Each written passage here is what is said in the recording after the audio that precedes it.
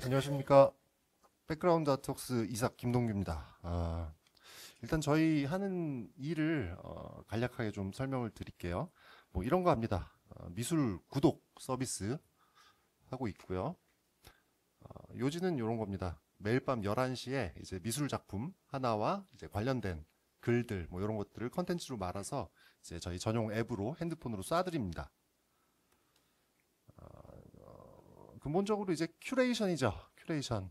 사람들이 뭘 좋아하고 뭘 필요로 할지, 뭘 했을 때 더 쾌적하게 느낄지 이런 거를 고민하면서 이제 작품을 선정하기도 하고 작품을 가공하기도 하고, 가공이라는 건 이제 이렇게 작품 감상과 관련된 에세이를 같이 보내준다거나 아니면 작가 스스로 자기 목소리로 녹음한 녹음 파일 같은 것들을 이제 작업을 설명하는 파일이죠. 이런 것들을 같이 보내준다거나 하는 식으로 이제 작품을 큐레이션하고 컨텐츠화해서 매일 밤 하나씩 보내줍니다.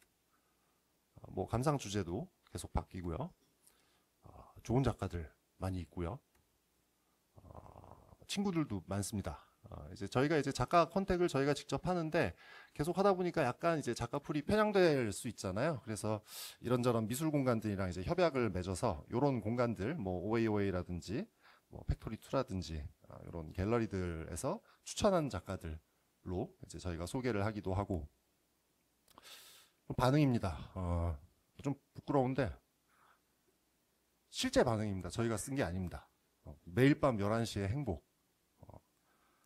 1일 1작품 2감탄. 굉장히 기쁩니다. 자, 뭐 이런 것도 많이 했습니다. 단체 이용권도 저희가 B2B로 하고 있습니다. 그 세종문화회관 가셨나요?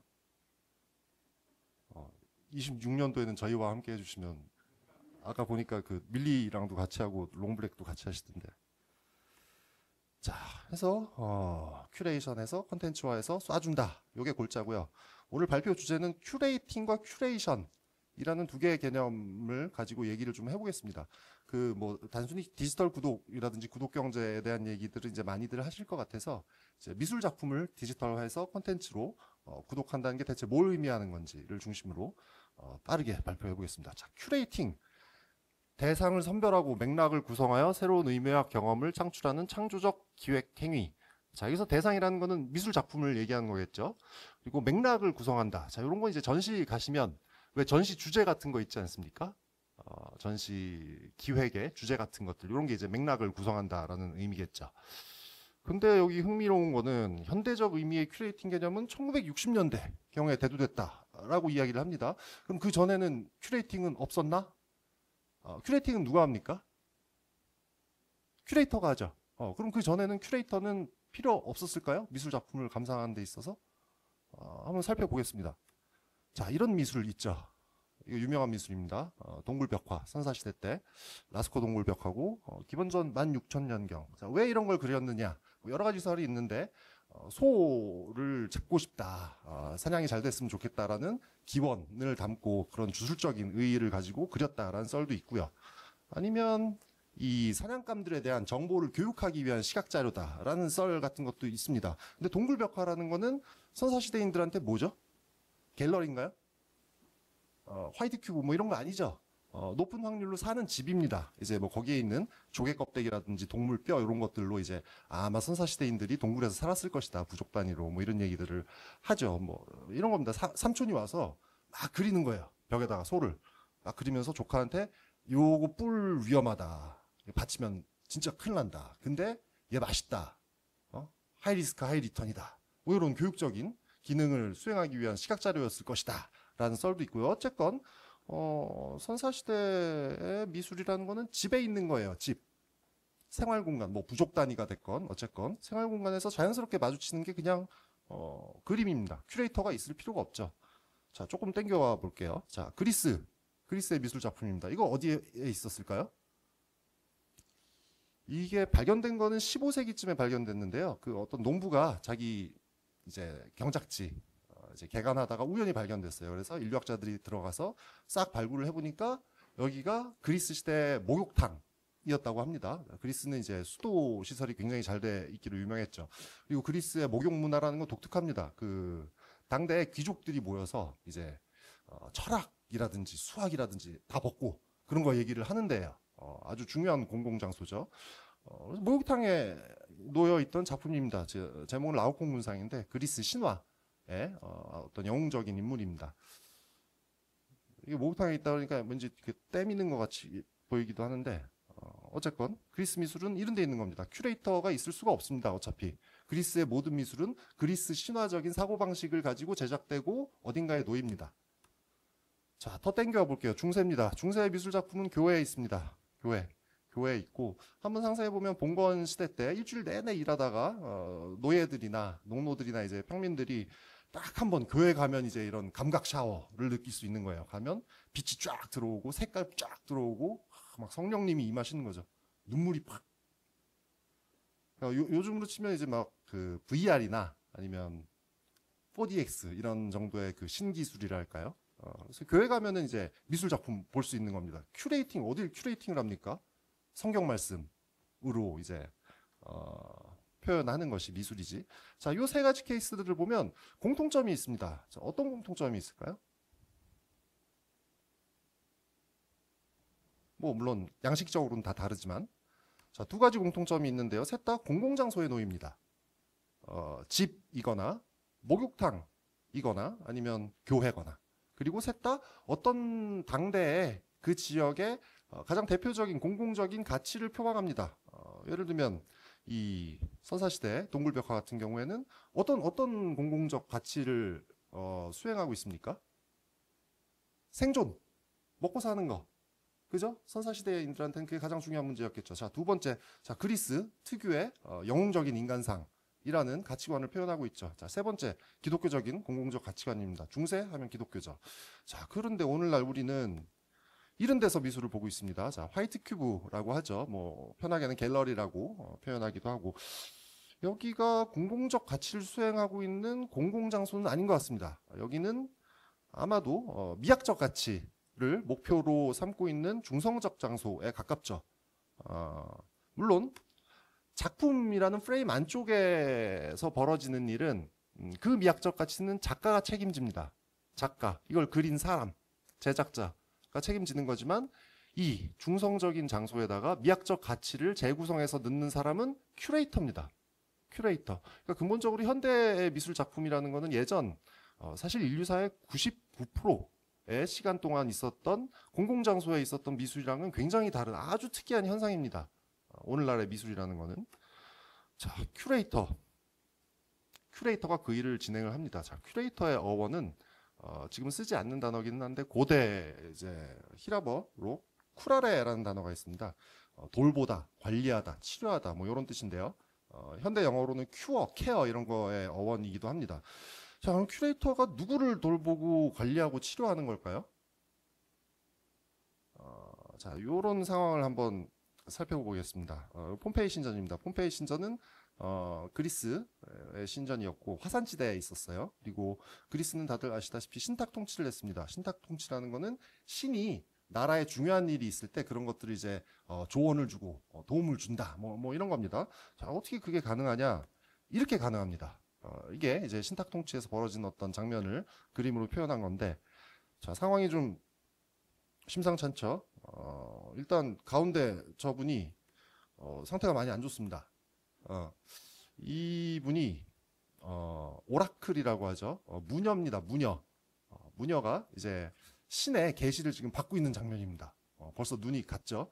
근데 이제 이거에 대해서도 뭐 여러 가지 추측들이 있는데요. 여기가 화산지대라 그랬잖아요. 그래서 약간 유독한 가스 같은 것들이 계속 나왔대요. 그래서 이 무녀들이 기도하거나 할 때 그 가스를 이렇게 맞고 이게 약간 트랜스 상태가 되는 거 쉽게 약간 맛이 가는 겁니다. 맛이 가서 이제 막 소리를 지르기도 하고 뭔가 알 수 없는 방언 같은 거를 하기도 하고 막 깡충깡충 뛰면서 춤을 추기도 하고 아니면 뭐 땅에다가 이렇게 빙글빙글 그림을 그리기도 하고 뭐 이런 이상한 행동을 합니다.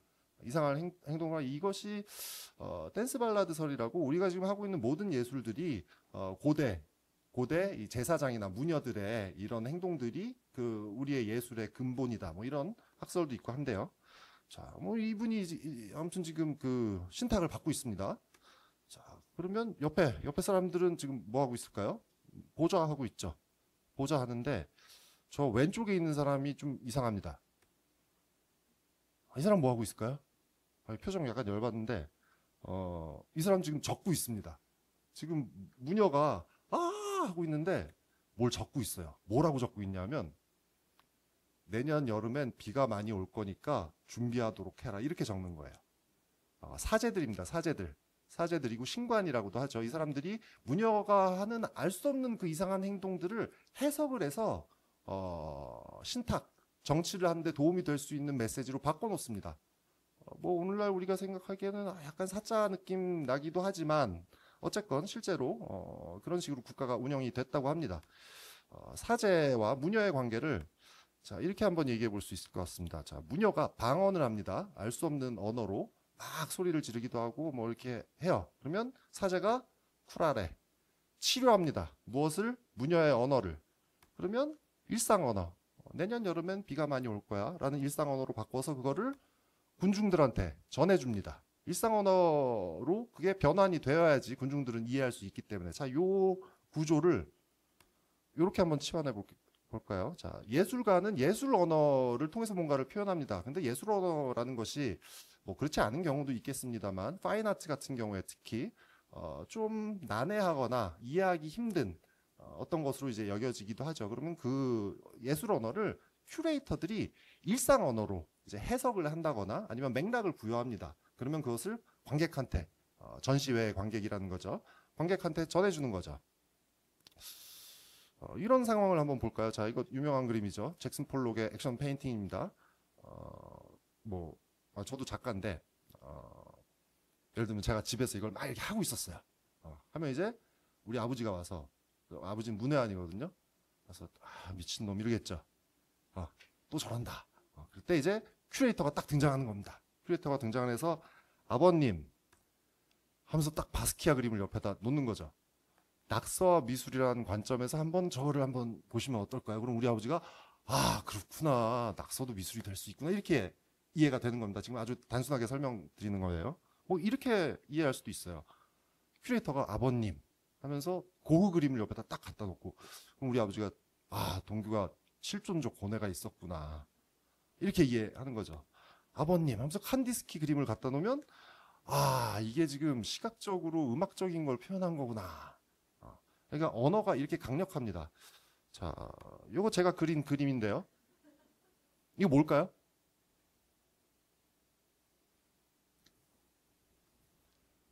자, 이거 모과입니다. 모과. 자, 다음 건 맞히실 수 있습니다. 이거 뭘까요?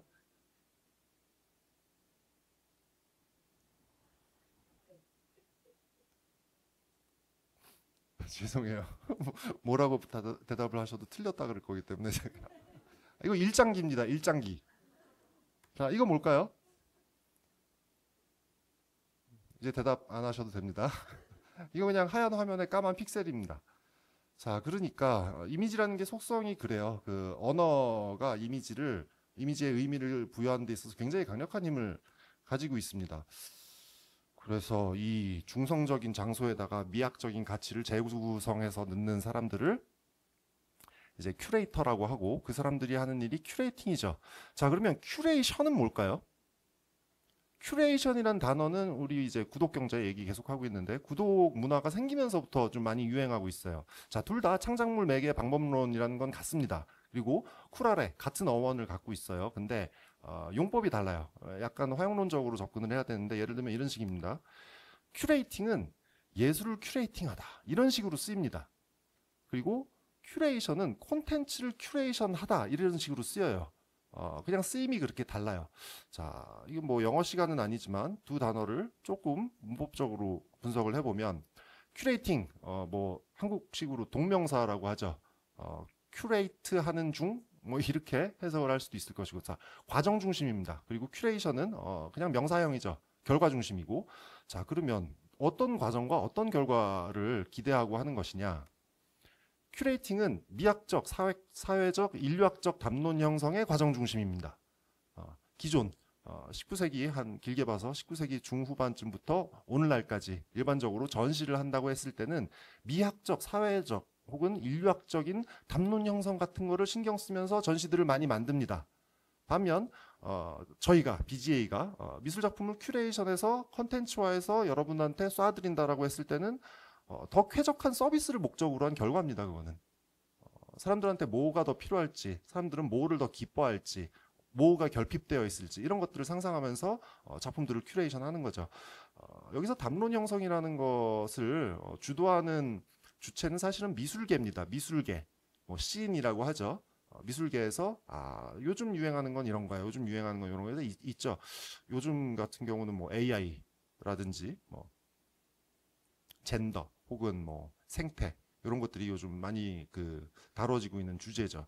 반면 우리가 서비스를 목적으로 한 큐레이션을 한다고 했을 때 그것은 고객, 사용자한테 뭐가 필요한지를 중심으로 고민을 하는 거예요. 그래서 저희가 하는 일의 본질은 사실은 세속화입니다. 세속화. 미술을 세속화하는 겁니다. 그러면 그 세속화 나쁜 거 아닙니까?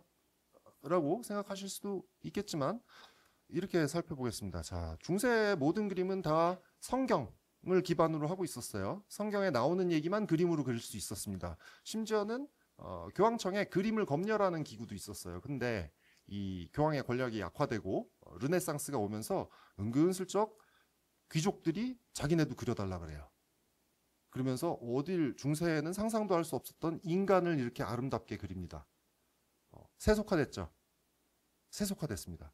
그러다가 이제 근세로 넘어오면서 고흐 같은 사람들이 자기 자주 가는 그 카페 여주인 그려요.